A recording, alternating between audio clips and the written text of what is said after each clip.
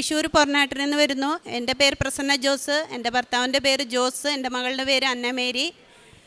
അപ്പോൾ എൻ്റെ ഭർത്താവിന് എന്താ പറയുക, ഞാൻ ഈശോയ്ക്ക് നന്ദി പറയാനാണ്. എൻ്റെ അമ്മ ഇത്ര എനിക്ക് നന്ദി തന്ന് പറഞ്ഞതിന് എത്ര കോടി നന്ദി പറഞ്ഞാലും അറിയില്ല. എൻ്റെ ഈശോയ്ക്കും എൻ്റെ അമ്മയ്ക്കും ഞാൻ നന്ദി പറയുന്നു. എനിക്ക് ഇത്ര വലിയ അനുഗ്രഹമാണ് എനിക്ക് തന്നിരിക്കുന്നത്. എനിക്ക് എത്ര ഉയർന്ന എൻ്റെ അമ്മ എന്നെ കൊണ്ടുപോയിട്ടുണ്ടെന്ന് എനിക്കറിയില്ല. അത്ര മുകളിലാണ് എൻ്റെ അമ്മ എന്നെ വെച്ചിരിക്കുന്നത്. അപ്പോൾ എൻ്റെ ഭർത്താവിൻ്റെ കാലിൽ ഒരു 3 കൊല്ലമായിട്ട് മുറിവുണ്ടായിരുന്നു. ആ മുറിവ് ഉണങ്ങാറേ ഇല്ല. പല ഡോക്ടർമാരെ കാണിച്ചു. ഞങ്ങളുടെ ബന്ധത്തിൽ ഒരാൾ ഇങ്ങനെ വീഡിയോ ജോസഫ് അച്ഛൻ്റെ വീഡിയോ ഇട്ട് തരാറുണ്ട്. ഞാൻ അതെല്ലാം കേട്ടിട്ട് പറയും, എൻ്റെ അമ്മേ ഈ മുറിവൊന്ന് ഉണക്കി തരണേന്ന്. പക്ഷേ അമ്മ ആ മുറിവ് ഞാൻ ഇവിടെ കൊണ്ടുവരുന്നേക്കാന്ന് പറഞ്ഞ ആളിനെ. പക്ഷെ അമ്മ അന്ന് മുതൽ ആ മുറിവ് ഉണക്കി, എന്താ പറയുക, കാലിലെ തുടയിലെ മാംസമൊക്കെ വെക്കണമെന്നും അത്ര വലിയ മുറിവായിരുന്നു. പക്ഷെ അതൊന്നും ആക്കില്ല. അമ്മ മുറിവ് ഉണക്കി. ആ ഉണങ്ങിയ ശേഷം ഞാനിവിടെ ഒരു 0 ബാലൻസിൽ ഭയങ്കര ദുഃഖത്തിലും സങ്കടത്തോടാണ് ഞാൻ ഇവിടെ വന്നപ്പോൾ ഉടമ്പടി എടുക്കാൻ തോന്നി. അങ്ങനെ ഉടമ്പടി എടുത്തു, നിയോഗങ്ങളും വെച്ചു. എൻ്റെ മകൾക്ക് ഈ താടിയുടെ അവിടെ എല്ലുണ്ടായിരുന്നില്ല, തലയുടെ വലിയ സർജറി ഉണ്ടായിരുന്നു. മോള് ജനിച്ചപ്പോൾ കൈവിരലുകളെല്ലാം കൂട്ടിച്ചേർന്നിട്ടും തലയുടെ വലിയ എല്ല് വളർന്നിട്ടുമായിരുന്നു. കാലിൻ്റെ വിരലും കൈയുടെ വിരലും ഒക്കെ അങ്ങനെയായിരുന്നു. മുഖം വേറെ വ്യത്യാസമില്ലായിരുന്നു. പക്ഷേ ഞാനിവിടെ വന്നിട്ട് ഉടമ്പടിയിൽ ഞാൻ സർജറിക്കുള്ള ഡേറ്റൊക്കെ എടുത്തിട്ടാണ് വന്നിരിക്കുന്നത്. അങ്ങനെ ഉടമ്പടി എടുത്ത് ഞാൻ ഇവിടുന്ന് പോയി, നിയോഗം വെച്ച് വീണ്ടും പോയി തിരിച്ച് ഞാൻ ഇവിടെ അച്ഛനെ ഒന്ന് കാണണമെന്ന് അങ്ങനെ തോന്നി മനസ്സിൽ. നീ പോ, എൻ്റെ അമ്മ പറയണ പോലെ എനിക്ക് തോന്നി, നീ അങ്ങോട്ട് പോ. അങ്ങനെ ഇവിടെ വന്ന് ഞാൻ ജോസഫ് അച്ഛനെ കാണാനുള്ള ടോക്കൺ എനിക്ക് കിട്ടി. അച്ഛനെ കണ്ടു, മോളെ ആശീർവാദം വെച്ചു, കുഴപ്പമില്ല, നീ സുഖപ്പെടും, പൊയ്ക്കോ എന്ന് പറഞ്ഞ് അങ്ങനെ ഞാൻ തിരിച്ച് സർജറിക്കായിട്ട് അവിടെ പോയപ്പോൾ പറഞ്ഞു, എനിക്ക് ഒന്നുകൂടെ സ്കാനിങ് ചെയ്യണം. ഇനി എന്തിനാ, എല്ലാം ചെയ്തില്ലേ, നമ്മൾ അഡ്മിറ്റ് ആയിക്കോ, നമുക്ക് പിന്നെ നോക്കാം. ഇല്ല, എനിക്ക് സ്കാനിങ് ചെയ്യണമെന്ന് പറഞ്ഞു. അപ്പോൾ ഇവിടുന്ന് ഉടമ്പടി എടുത്ത ലോക്കറ്റ് എൻ്റെ കയ്യിലുണ്ട്. ഇവൾ സ്കാനിങ്ങിനൊന്നും എന്ന് വെച്ചാൽ കുട്ടി നിൽക്കാറില്ല. മരുന്ന് കൊടുക്കുമ്പോൾ ഛർദ്ദിക്കും, മയക്കിട്ടാണ് ഇത് ചെയ്യണേ. കുട്ടി അങ്ങനെ ഛർദ്ദിക്കുകയൊക്കെ ചെയ്യും. അപ്പോൾ ഉറങ്ങുകയില്ല. സ്കാനിൽ ഭയങ്കര ബുദ്ധിമുട്ടാണ്. അന്നത്തെ ഒരു ദിവസം ഭയങ്കര കഷ്ടപ്പാടാണ്. ഞങ്ങൾ ഭക്ഷണം കഴിക്കാൻ പറ്റില്ല, ഒന്നുമില്ല. കുട്ടിക്ക് സ്കാനിങ് ചെയ്താലല്ലേ എന്തെങ്കിലും അറിയാൻ പറ്റുമെന്ന്.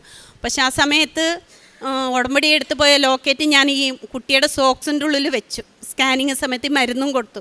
പക്ഷെ അതിൻ്റെ ഉള്ളിൽ സ്കാനിങ് സമയത്ത് എന്നോട് പറഞ്ഞു സോക്സ് പാടില്ല എന്ന്. ഇല്ല, എൻ്റെ മോൾക്ക് തണുപ്പടിക്കുമെന്ന്. പക്ഷെ അവരൊന്നും മിണ്ടിയില്ല. ഞാൻ ആളാണ് കയറുക സ്കാനിങ്ങിന്. എനിക്ക് അതിൻ്റെ ഉള്ളിൽ കയറുമ്പോൾ പേടിയാണ്.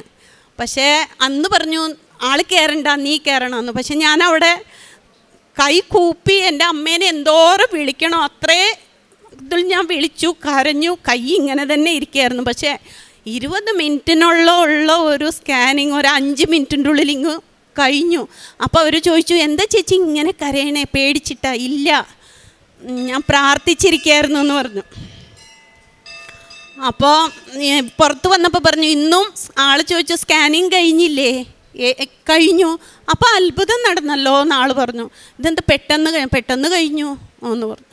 അപ്പോൾ എൻ്റെ അമ്മ അവിടെ ഒരിക്കൽ എൻ്റെ അമ്മ ഉടമ്പടിയിൽ ഞാൻ എടുത്ത ഉടമ്പടിയിൽ നിന്നപ്പോൾ എൻ്റെ അമ്മ വന്ന് എൻ്റെ കുട്ടികളുടെ മേത്ത് തൊടാനും എൻ്റെ അമ്മ ഞാൻ അതുപോലെ തന്നെ ഡോക്ടറെ അടുത്ത് പോയപ്പോൾ അതിൻ്റെ റിപ്പോർട്ട് കിട്ടിയിട്ടില്ലല്ലോ. ആൾ പറഞ്ഞു 38 നമുക്ക് ടോക്കൺ കിട്ടിയത്. പക്ഷേ ഞങ്ങൾക്ക് എന്താ പറയുക, അവിടെ അത്ഭുതം തോന്നി. 8ാമത്തെ ഡോക്ടർ നമ്മൾ പുറത്തേക്ക് വന്ന് വിളിക്കണു, വായോന്ന്. ഡോക്ടർ ഡോക്ടർ എഴുന്നേറ്റ് നിർത്തു, നിങ്ങളുടെ മകൾക്കേ ഇപ്പോൾ സർജറി വേണ്ട, നിങ്ങൾ തിരിച്ചു പോയിക്കോണം. അതെന്താ ഡോക്ടറെ, എന്താ കാരണം എന്ന് ചോദിച്ചു.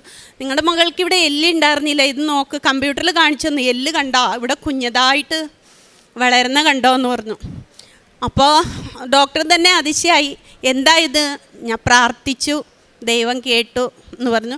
അപ്പം തന്നെ ആ റിപ്പോർട്ടൊക്കെ ഞങ്ങൾ മേടിച്ചു. എന്താ പറയുക, CD ഒന്നും വാങ്ങിയില്ല. നമുക്ക് പറഞ്ഞു നമുക്ക് കൃപാസനത്തിലേക്ക് പോവാം. ഇതേ മാസത്തിലാണ് കേട്ടോ, ജപമാല റാലിയൊക്കെ പറഞ്ഞ ഒരു ഇതിൽ. അപ്പോൾ ആ പോകുന്നതിൻ്റെ ഒരാഴ്ചയ്ക്ക് മുന്നെയാണ്. അപ്പം ഞാൻ ഇവിടെ വന്നു, അതേ അമൃത ഹോസ്പിറ്റലിൽ നിന്ന് ഇവിടേക്ക് വന്നു. ഇവിടെ മുട്ടുകുത്തി പ്രാർത്ഥിച്ചു, നന്ദി പറഞ്ഞിട്ട് ഞാനിവിടെ എൻ്റെ കയ്യിൽ കാശൊന്ന് അറിയാമല്ലോ, ഇത്രയൊക്കെ സർജറി വരുമ്പോൾ നമുക്ക് സാമ്പത്തികമായിട്ട് ബുദ്ധിമുട്ട്. അപ്പോൾ എൻ്റെ കയ്യിൽ ഉണ്ടായിരുന്നില്ല. ഞാൻ 2000 രൂപ കൊടുത്തിട്ട് പറഞ്ഞു, ഇത് ഇന്ന കാര്യത്തിനാണ്, ജപമാല റാലി പോണ്ടല്ലോ, അതിന് എൻ്റെ വകയായിട്ട് ഇത്രയേ ഉള്ളൂ, ഇതവിടെ സമർപ്പിച്ചോ എന്ന് പറഞ്ഞിട്ട് ഞാൻ ദശംശമായിട്ട് കൊടുത്തിട്ട് തിരിച്ചു പോയി. തിരിച്ചു പോയി ഒരു കുറേ നാളത്തേക്ക് പല മോൾക്ക് മാറ്റങ്ങൾ വന്നു, മുഖമാറ്റങ്ങൾ വന്നു. സർജറിയോടെ അവൾക്കിവിടെ ശ്വാസം കിട്ടുന്നുണ്ടായിരുന്നില്ല. അങ്ങനെയൊക്കെ പല കഫക്കെട്ടും പനി പല ഞങ്ങളുടെ വീട്ടിൽ കുടുംബ പ്രാർത്ഥന ഉണ്ടായിരുന്നില്ല. ആൾ വന്ന് കുടുംബ പ്രാർത്ഥനയിൽ ഇരിക്കാൻ പിറ്റേ ദിവസം മുതൽ ഇരിക്കാൻ തുടങ്ങി. കുടുംബ പ്രാർത്ഥന ആയി, കുടുംബത്തിൽ ഇച്ചിരി സമാധാനമായി. ഭയങ്കര ഡ്രിങ്ക്സ് അടിയായിരുന്നു. എന്നുവെച്ചാൽ ഒരാളൊരു 10-15 വയസ്സായപ്പോൾ തുടങ്ങിയതാണ്. എന്നുവെച്ചാൽ അത്രയ്ക്ക് എൻ്റെ മോൾക്കും ഇഷ്ടമല്ല, എനിക്കും ഇഷ്ടമല്ല. വീട്ടിൽ ഇതേ പറഞ്ഞ് കുടുംബപരക്ക പറ്റില്ല. രാവിലെ വണ്ടി കാറും എടുത്തിട്ട് പോകും, ഈ കുടിച്ചിട്ട് ചിലപ്പോൾ 2 പേരായിരിക്കും കൊണ്ടുവിടുക. ഞാൻ അമ്മയോട് ഇതിവിടെ വന്ന് നിയോഗം വെച്ചു, എൻ്റെ അമ്മേ ഇതൊന്ന് മാറ്റിത്തരണം. മുട്ടുകുത്തിയിട്ട് വിളിച്ചിട്ട് ഇവിടെ വന്നിട്ടാ കരയുക. പക്ഷേ എൻ്റെ അമ്മ അതും കേട്ടു, ആ വലിയ മദ്യപാനവും മാറ്റിത്തന്നു. ഇത്രയൊക്കെ നന്ദി. എൻ്റെ അമ്മ ഇത്ര വലിയ ഉയരത്തിലാണ് ഇട്ടിരിക്കുന്നതെന്ന് എനിക്കറിയില്ല. എല്ലാത്തിനും എൻ്റെ അമ്മ കൂടെ ഉണ്ടായിരുന്നു. എന്നെ ടോട്ടലായിട്ട് എൻ്റെ ശരീരം, എൻ്റെ ഡ്രസ്സ്, എൻ്റെ മാറ്റങ്ങൾ, മുഖത്തെ പൊട്ട് ഇതൊക്കെ അമ്മ കളഞ്ഞു. എനിക്കിനി പൊട്ട് വേണ്ട, പൊട്ട് കളഞ്ഞു. എൻ്റെ ടോട്ടൽ നമ്മുടെ വീടേ മാറ്റി ചേഞ്ചാക്കി. ആൾ മാറി, വീട്ടിൽ മാറി, കുടുംബത്തിന് സമാധാനമായി. ഞാൻ എന്താ പറയുക, നമ്മൾ ഉള്ള സാമ്പത്തിക നല്ലൊരു ഉയർന്ന സാമ്പത്തികം 13 ഏക്കർ സ്ഥലമുള്ള ഫാമിലിയിലെ ആളാണ്. പക്ഷെ സ്ഥലം വിൽക്കാൻ പറ്റില്ല. നമ്മുടെ വീട്ടിൽ ആരും സഹായിക്കാനില്ല. സാമ്പത്തികം ഇല്ലാതെ വന്നപ്പോൾ ഞങ്ങൾ ആരെ ചേർത്ത് പിടിക്കാൻ ഞങ്ങൾക്ക് ഉണ്ടായിരുന്നില്ല. ബന്ധുക്കളില്ല, ആരുമില്ല. നമ്മളെല്ലാം പുറത്ത്, ആരും നമുക്കില്ല. ഏതൊരു ഇതിൽ പോയാൽ നമുക്കൊരു വിലയില്ല. പക്ഷേ ഇപ്പോൾ എൻ്റെ അമ്മ വന്ന് എത്രയോ മുകളിലാണ് എന്നെ നിർത്തിയിരിക്കണതെന്ന് എനിക്കറിയില്ല. ഒരു കൂട്ടായ്മയിൽ പോയാലോ ഏത് ഇതിൽ പോയാലോ എവിടെ വന്നാലോ ടോട്ടൽ ഞങ്ങൾ വീട്ടിൽ ചേഞ്ച്. അതാ പറഞ്ഞ നമ്മൾ നിലവിളിച്ച് ദൈവത്തെ വിളിച്ചാൽ ദൈവം നമുക്ക് അത് തരും എന്നുള്ളത് നല്ല വിശ്വാസമുണ്ട്. നമ്മൾ അത്ര കരഞ്ഞിട്ട് നമ്മുടെ ദൈവത്തിനെ മുട്ടുകുത്തി നിങ്ങളെല്ലാവരും പല നിങ്ങൾ വിഷമങ്ങളും കൊണ്ട് ഇവിടെ വന്നിരിക്കുക. പക്ഷെ നമ്മുടെ അമ്മയ്ക്ക് അത് സാധിക്കാത്തതൊന്നുമില്ല. നമ്മുടെ അമ്മ അത് സാധിക്കുന്നു. നല്ല ഞാൻ ജീവനുള്ള ഈശോനെയാണ് കാണുന്നത്. ഞാൻ അമ്മേനെ അതുപോലെ തന്നെ എൻ്റെ പരിശുദ്ധാത്മാനെ ഞാൻ ഈ നിൽക്കുമ്പോഴും എൻ്റെ മുന്നിൽ അമ്മയുണ്ട്, പരിശുദ്ധാത്മാവുണ്ട്. ഞാനല്ല ഇത് സംസാരിക്കണത്. എന്താ പറയുക, എൻ്റെ കുർബാനയ്ക്ക് പോയി ഞാൻ മുട്ടുകുത്തുമ്പോഴും എന്നെ താഴെ വരെ മുട്ടുകുത്തിക്കും, കുമ്പിടിക്കും. ഞാൻ ജീവനുള്ള ഈശോനാണ് കാണുന്നത്. എൻ്റെ മകളിനെ കാണുമ്പോൾ ഈ സിൽവർ അമ്മയാണ്. ഞാൻ പ്രാർത്ഥിക്കുമ്പോൾ ഫ്രണ്ടിൽ ഇവൾ കളിച്ചിട്ടൊക്കെ ഇരിക്കും. അമ്മ അവളുടെ അത്രേ രൂപത്തിൽ തിളങ്ങും. അപ്പോൾ ഞാനിതെന്താ കാണുന്നതെന്ന് അന്തിച്ചു പോയി. പക്ഷേ ഞാൻ ജപമാലയൊക്കെ ഭയങ്കര സ്പീഡിൽ ചെല്ലുമ്പോൾ അമ്മ വന്നിട്ട് പറയും, നന്മ നിറഞ്ഞ മറിയമേ ചെല്ലാൻ. അപ്പോൾ ടോട്ടൽ ഞാൻ 3 രഹസ്യമാകുമ്പോൾ ടോട്ടൽ ഞാൻ മാറും. ആൾക്ക് കുറേ സമയം എടുക്കും. അപ്പോൾ ആൾക്ക് ദേഷ്യം വരുന്നുണ്ടായിരിക്കുക. പല സമയത്ത് ചോദിക്കും, നിർത്ത് മതി എന്ന് പറയാറുണ്ട്. പക്ഷെ അവിടെ ഈശോ സംസാരിക്കും, അമ്മ സംസാരിക്കും. മുട്ടോടെ ഫുൾ ടൈമോ ഞാൻ എന്താ പറയുക, സിനിമ പാട്ടൊക്കെ കണ്ടുകൊണ്ടിരുന്ന ആൾ ഫുൾ ടൈം എൻ്റെ വീട്ടിൽ ആൾ ചോദിക്കൂ, ഇതെന്താ പള്ളിയാക്കി മാറ്റിയോ എന്ന് ചോദിക്കുന്ന ആളായിരുന്നു. പക്ഷെ പ്രാർത്ഥനയിൽ വന്നപ്പോൾ പല രീതിയിൽ ഞാൻ വീട്ടിലിത് ജപമാലയൊക്കെ ചെല്ലുമ്പോൾ ആൾ ചോദിക്കും, ഇതെന്താ പ്രാർത്ഥന പള്ളിയാന്ന് ചോദിക്കും. ആ ആൾ ടോട്ടലായിട്ട് എല്ലാ ധ്യാനം കേന്ദ്രത്തിൽ നമുക്ക് ഇന്നടുത്ത് പോകാമെന്ന് പറഞ്ഞാൽ എല്ലായിടത്തും ആൾ വരും. കാരണപ്രവൃത്തി ഞാൻ അതുപോലെ തന്നെ എൻ്റെ കയ്യിൽ ഉണ്ടായിരുന്നില്ല. കുട്ടിയുടെ ഇത്രയൊക്കെ ഉണ്ട്. പക്ഷേ എന്നെ കൊണ്ട് പറ്റുന്ന സഹായം കൊണ്ടും 2000, 3000, 4000 ധ്യാനകേന്ദ്രത്തിലായാലും 10,000 ആയാലും ഞാൻ കൊടുക്കേണ്ട എടുത്ത് ഉയരങ്ങളായിട്ട് കൊടുത്തോണ്ട് ഇപ്പോൾ ഇരിക്കുന്നുണ്ട്. എനിക്ക് 10 പൈസ ഇപ്പോൾ ഒരു 50,000 വന്നാൽ അതിൽ 10 കാരുണ്യ പ്രവർത്തിക്കുക. പിന്നെ അതുപോലെ എൻ്റെ അമ്മായിയമ്മ വയ്യാതെ കിടക്കുന്നുണ്ട്. അപ്പം നമുക്ക് സാമ്പത്തികമായി വരുന്നപ്പോൾ എന്നെ ആരും നോക്കാനോ അമ്മേനെ നോക്കാനോ ആരും എൻ്റെ ഭർത്താവിനെ എന്നെ അടുപ്പിക്കില്ല. പക്ഷേ ഞാൻ പറഞ്ഞു, എനിക്കൊരു ദിവസം അമ്മേനെ നോക്കണമല്ലോ എന്ന്. പക്ഷേ എനിക്ക് ഒരമ്മേനെ കുളിപ്പിക്കാൻ വേറെ ഈശോ ആക്കി തന്നു. അപ്പോൾ എൻ്റെ ഈശോ എവിടെ എന്നെ ഇരുത്തിയിരിക്കണേ. അപ്പോൾ എല്ലാവർക്കും ഇത് സാധിക്കും. പ്രേക്ഷിക പ്രവർത്തനം ഞാൻ പത്രം കൊണ്ടുപോയിട്ട് എനിക്ക് കുട്ടിയാണ് ദൂരേക്കും കൊണ്ടുപറ്റാൻ. ഭർത്താവ് വണ്ടി ഓടാനൊക്കെ പോകുമ്പോൾ കൊടുക്കും. പക്ഷെ അവരൊക്കെ ചോദിക്കും, അയ്യോ ജോസിന്ന് ഈ മാസത്തെ പേപ്പർ കൊണ്ടുവന്നില്ലല്ലോ എന്ന്. ഞാൻ വിശ്വാസ പ്രമാണം ചൊല്ലി പ്രാർത്ഥിച്ച് അത്രേ ഇത് കൊടുക്കുന്നവർ എന്നെ പോലെ വേദനിക്കുന്ന കുറേ പേരുണ്ടാവും. അവർക്കൊക്കെ സുഖമാവണമെന്ന് അങ്ങനെ പറഞ്ഞിട്ടാണ് ഞാനത് കൊടുക്കുക. പക്ഷേ എനിക്ക് പറ്റുന്ന പേപ്പറുകൾ കൊടുക്കുമ്പോൾ എനിക്ക് ശക്തിയാണ് കിട്ടുക, എനിക്ക് അനുഗ്രഹമാണ് കിട്ടുക. പക്ഷേ എനിക്ക് ദൂരെ ഒന്നും പോകില്ല. എന്നാലും പേരമംഗലം സ്കൂട്ടി ഓടിച്ചിട്ട് പോകും. സ്കൂട്ടിയിൽ പൊയ്ക്കൊണ്ടിരിക്കുമ്പോൾ തന്നെ ഒരു വണ്ടി വന്നിട്ട് ഒരു പ്രാവശ്യം ഭയങ്കര ഒരു ചെറിയ ഇടുക്ക് വഴിയായിരുന്നു. എൻ്റെ വണ്ടി മറിഞ്ഞ് പോകേണ്ട ഇതിൽ എന്നെ വന്നിട്ട് ഈശോ പിടിക്കുകയാണ്. കയ്യിൽ ആ ചൂടുണ്ട്. വണ്ടി നേരെയാക്കി. എനിക്ക് ഏതോ ഒരു അപകടമോ ഒന്നും വരില്ല. ഞാൻ വീട്ടിൽ നിന്ന് ഒരു വിശ്വാസം പ്രമാണം സ്വർഗ്ഗസ്നാ ചെല്ലിപ്പോയാൽ ഈശോ എൻ്റെ മുന്നിൽ, വണ്ടിയുടെ മുന്നിൽ പോണത് കാണാം. അമ്മ എന്നെ പോണത് കാണാം. എൻ്റെ ഈശോയ്ക്കും മാതാവിനും ഞാൻ നന്ദി പറയുന്നു. ഇത്രയ്ക്ക് അനുഗ്രഹം തന്നതിനും ഇവിടെ വന്ന് അച്ഛൻ്റെ മുന്നിൽ നിൽക്കാൻ പറ്റിയതിനും ഞാൻ നന്ദി പറയണു. ജോസപ്പച്ചനും നന്ദി പറയണേ. ജോസപ്പച്ചനാണ് എൻ്റെ മോളുടെ തലയിൽ കൈവച്ചത്. അന്ന് മുതൽ അച്ഛൻ ടോട്ടൽ, ഞാൻ 2-3 പ്രാവശ്യം അച്ഛനെ ഇവിടെ വന്ന് കണ്ടിട്ടുണ്ടായിരുന്നു. അന്ന് മുതൽ അച്ഛൻ കൈവച്ചപ്പോൾ എൻ്റെ മോളുടെ ടോട്ടലായിട്ട് മാറി. ഞങ്ങളുടെ കുടുംബത്തിലെ എല്ലാ വിഷമങ്ങളും മാറി. എൻ്റെ ഈശോയ്ക്കും അമ്മയ്ക്കും ഞാൻ നന്ദി പറയുന്നു. എൻ്റെ പേര് ജോസ്. ഞാൻ തൃശ്ശൂർ പൊറനാട്ടുകര ഇടവിൽ നിന്ന് വരുന്നു. ഞാൻ നല്ലമാതിരി കുടിക്കുന്ന ആളായിരുന്നു. മദ്യപാനം ഉണ്ടായിരുന്നു. പിന്നെ അതൊക്കെ മാറി. ഇപ്പോൾ കുടുംബപ്രാർത്ഥന ഉണ്ടായിരുന്നില്ല, പള്ളിയിൽ പോക്കുണ്ടായിരുന്നില്ല, കുംസാരം ഉണ്ടായിരുന്നില്ല. ഇപ്പോൾ ഇവിടെ വന്നതിന് ശേഷം പള്ളിയിൽ പോയി തുടങ്ങി, കുടുംബപ്രാർത്ഥനയായി, കുംസാരിക്കാറുണ്ട്. ഇപ്പോൾ എല്ലാ മാസം കുംസാരിക്കുന്നുണ്ട്. പിന്നെ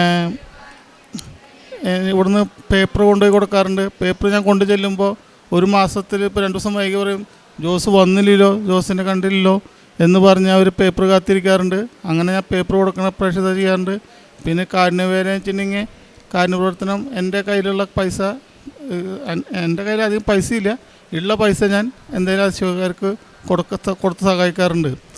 വേറെ ഇതൊന്നുമില്ല. ഈശോയ്ക്കും മാതാവിനും നന്ദി പറയുന്നു. ആമേൻ. സങ്കീർത്തനങ്ങൾ 91, 14, 15 തിരുവചനങ്ങൾ. അവൻ സ്നേഹത്തിൽ എന്നോട് ഒട്ടി നിൽക്കുന്നതിനാൽ ഞാൻ അവനെ രക്ഷിക്കും. അവൻ എൻ്റെ നാമം അറിയുന്നത് കൊണ്ട് ഞാൻ അവനെ സംരക്ഷിക്കും. അവൻ എന്നെ വിളിച്ചപേക്ഷിക്കുമ്പോൾ ഞാൻ ഉത്തരമരുളും. അവൻ്റെ കഷ്ടതയിൽ ഞാൻ അവനോട് ചേർന്ന് നിൽക്കും. ഞാൻ അവനെ മോചിപ്പിക്കുകയും മഹത്വപ്പെടുത്തുകയും ചെയ്യും. പ്രസന്ന ജോസ് എന്ന സഹോദരിയും ജീവിത പങ്കാളി ജോസും കുഞ്ഞും കുടുംബത്തിൽ ലഭിച്ച നിരവധിയായ മരിയൻ ദൈവാനുഭവങ്ങൾക്ക് നന്ദി പറഞ്ഞുകൊണ്ട് അമ്മയുടെ തിരുനടയിൽ സാക്ഷ്യപ്പെടുത്തുകയാണ്. പ്രിയമുള്ളവരെ, ഉടമ്പടി കമ്മ്യൂണിക്കേഷൻ്റെ പ്രയറാണ്. ദൈവം നമ്മോട് സംസാരിക്കുന്ന, അമ്മ മാതാവിൻ്റെ നിരന്തരമായ സന്ദേശങ്ങൾ കൈമാറുന്ന, നമ്മുടെ ജീവിതത്തിൻ്റെ ഏതൊരവസ്ഥയിലും ആയിരിക്കുന്ന അവസ്ഥകളെ മുഴുവനും നന്മയ്ക്ക് വേണ്ടി ക്രമീകരിച്ചുകൊണ്ട് ഇപ്പോൾ എത്ര പഴകിയതാവട്ടെ, എത്ര വർഷമായിട്ടുള്ള ശീലങ്ങളാവട്ടെ, അവയിൽ നിന്ന് പൂർണ്ണമായി തിരുത്തിക്കൊണ്ട് പുതിയൊരു ജീവിതം, പുതിയൊരു പ്രതീക്ഷ, പുതിയ സന്തോഷം നമുക്ക് നൽകുന്നതിന് വേണ്ടി അമ്മ മാതാവ് നമ്മളെ ചേർത്ത് പിടിക്കും. അതിന് സഹോദരിയെടുത്ത ഉടമ്പടി കുടുംബത്തിന് ഓരോരുത്തർക്കുമുള്ള അനുഗ്രഹമായി മാറുകയാണ്. അതുകൊണ്ടാണ് ഒരാളെ ദൈവം ഉടമ്പടി ജീവിതത്തിലേക്ക് കൊണ്ടുവരുമ്പോൾ അബ്രഹാത്തിന് കൊടുത്ത അതേ വാഗ്ദാനം, അതേ അനുഗ്രഹമാണ് നമുക്ക് കൈമാറുന്നത്. ഞാൻ നിന്നെ അനുഗ്രഹിക്കും, നിന്നിലൂടെ അനേകർ അനുഗ്രഹിക്കപ്പെടും. നമ്മൾ ഉടമ്പടി എടുക്കുന്ന ഒരു വ്യക്തിയിലൂടെ നമ്മുടെ ജീവിതവുമായി ബന്ധപ്പെട്ട് നിൽക്കുന്നവർ, നാം വ്യാപരിക്കുന്ന മേഖലകളിലുള്ളവർ, അവരൊക്കെയും അനുഗ്രഹിക്കപ്പെടുന്നവരായി മാറുകയാണ്. അതുകൊണ്ടാണ് ജോസിയേട്ടൻ ഒരു മാസം കൃപാസനം പത്രം കൊടുത്തില്ലെങ്കിൽ അവർ വിളിച്ചു ചോദിക്കുന്നത്, ഈ മാസം ജോസിയേട്ടൻ്റെ പത്രം വന്നില്ലല്ലോ എന്ന്. കാരണം അവർ അമ്മ മാതാവിലേക്ക് ആകർഷിക്കപ്പെടുന്നു, ദൈവികമായ ചൈതന്യം അവരിൽ നിറയുന്നു, പുതിയ ജീവിതത്തിന് വേണ്ടി അവർ ആഗ്രഹിക്കുന്നു. അതിനുള്ള വഴി തെളിഞ്ഞു കിട്ടുവാൻ വേണ്ടി അവർ അമ്മ മാതാവിൻ്റെ പത്രം കാത്തിരിക്കുകയാണ്. പ്രിയമുള്ളവരെ, ഉടമ്പടിയിലായിരിക്കുന്ന നമുക്ക് ഉത്തരവാദിത്വം വലുതാണ്. നമ്മുടെ ഏതെങ്കിലും 1-2 കാര്യം നേടുവാൻ വേണ്ടിയല്ല ഉടമ്പടിയുള്ളത്. മറിച്ച് നമ്മുടെ ആത്മാവിനെ ദൈവത്തിന് പ്രിയങ്കരമായി കൊടുക്കുന്നത് പോലെ തന്നെ നമ്മുടെ ചുറ്റുമുള്ളവരുടെ ആത്മാക്കളെ ദൈവത്തിന് വേണ്ടി നേടിയെടുക്കുവാനുള്ള വലിയ കടമ നമുക്കുണ്ട്. സ്നേഹം കൊണ്ട്, എളിമ കൊണ്ട്, ദയ കൊണ്ട്, കാരുണ്യം കൊണ്ട്, ദൈവസ്നേഹം കൊണ്ട് നമുക്ക് ഇടപെടുമ്പോഴാണ് മറ്റുള്ളവരെ നമുക്ക് ദൈവത്തിന് വേണ്ടി നേടിയെടുക്കുവാനാവുക. 2 പേരും പറഞ്ഞു, ദാരിദ്ര്യമുള്ളവരാണ്, എളിയ ജീവിതം നയിക്കുന്നവരാണ്, എങ്കിലും എന്തുണ്ടോ ഉള്ളത് കൊടുക്കുവാൻ ഞങ്ങൾക്കൊരിക്കലും മടിയില്ല. സന്തോഷത്തോടെ കൊടുക്കുമ്പോൾ ദൈവം കുറവില്ലാതെ കുടുംബത്തെ പരിപാലിക്കുന്നുവെന്ന് അൽത്താരയിൽ സാക്ഷ്യപ്പെടുത്തുകയാണ്. ഈ കുടുംബം അമ്മ മാതാവിൻ്റെ ഉടമ്പടി ജീവിതത്തിലൂടെ ഇന്ന് ദൈവസ്നേഹത്തിലും ദൈവവിശ്വാസത്തിലും ആഴപ്പെട്ട് ജീവിക്കുന്നത് പോലെ നമ്മുടെ കുടുംബങ്ങളെയും അമ്മയുടെ പ്രത്യക്ഷീകരണത്തിൻ്റെ സാക്ഷികളും ദൈവനാമത്തെ മഹത്വപ്പെടുത്തുന്ന ജീവിതത്തിൻ്റെ ഉടമകളുമായി മാറ്റണമേ എന്ന് പ്രാർത്ഥിച്ചുകൊണ്ട് ഇവർക്ക് ലഭിച്ച എല്ലാ അനുഗ്രഹങ്ങൾക്കും ദൈവപിതാവിനരികിലും നന്ദി പറഞ്ഞ്, അമ്മയ്ക്ക് നന്ദി പറഞ്ഞുകൊണ്ട് കരങ്ങളടിച്ച് ഈ സാക്ഷ്യം സമർപ്പിക്കാം. അത്യപൂർവ ദൈവാനുഭവങ്ങൾ ഇനി നിങ്ങൾക്കും സ്വന്തം. ഈ യൂട്യൂബ് ചാനൽ ഇതുവരെ സബ്സ്ക്രൈബ് ചെയ്തിട്ടില്ലെങ്കിൽ ഇപ്പോൾ തന്നെ സബ്സ്ക്രൈബ് ചെയ്യുക. ഈ വീഡിയോ ഇപ്പോൾ തന്നെ നിങ്ങളുടെ സുഹൃത്തുക്കൾക്ക് ഷെയർ ചെയ്തുകൊണ്ട് കർത്താവിൻ്റെ പ്രേക്ഷിതരാകുക.